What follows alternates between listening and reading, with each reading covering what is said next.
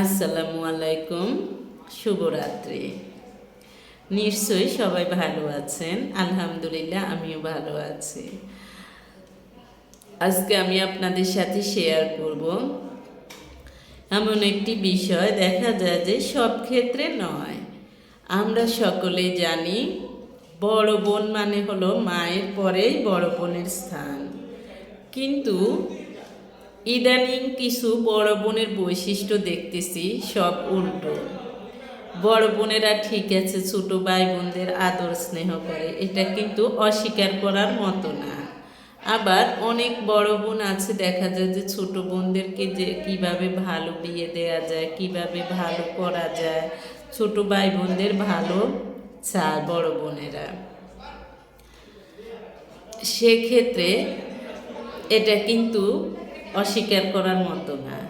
কিন্তু ইদানিংকালে কিছু বড় বোনের বৈশিষ্ট্য দেখতেছি, তারা দেখা যায় যে তাদের স্বার্থ সিদ্ধির জন্য স্বার্থের একটু হেরফের হলে ছোট ভাই বোনদের নামে, তারপরে মা বোনের নামে, তারপরে মা বাবার নামে বিভিন্ন ধরনের অপবাদ ছড়ায়।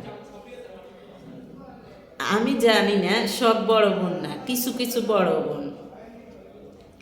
তো আমি মনে করি এগুলো উচিত না, এগুলো উচিত না। কারণ এই সব একজন বড় বোনের স্থান হলো সবার উপরে, বড় বোন হলো সম্মানীয়। দেখা যায় যে কিছু কিছু বড় বোনের দেখা শক্ট হয়, দেখা যায় যে বিভিন্ন কারণে সমস্যার কারণে একটু দেখা যায় যে বিভিন্ন সমস্যার কারণে হয় এগুলো করে।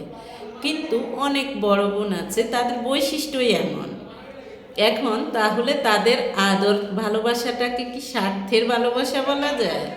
যেমন যাদের হলো দেখা যায় যে অকালে হাজব্যান্ড মারা গেল বা কোনো শখ হলো, তাদেরটা মানা যায়।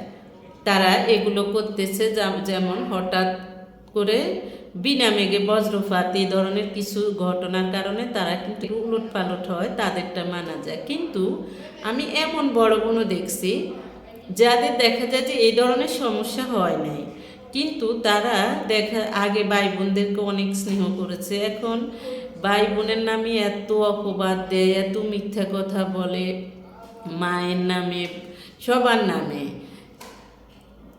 মানে এটা কি তারা সজ্ঞানে করে নাকি কোনো মানসিক সমস্যার কারণে করে আমি জানি না। বা দেখা যায় যে কোনো ভাই বোনের উপকার করেছে সেটা খোটা দিচ্ছে।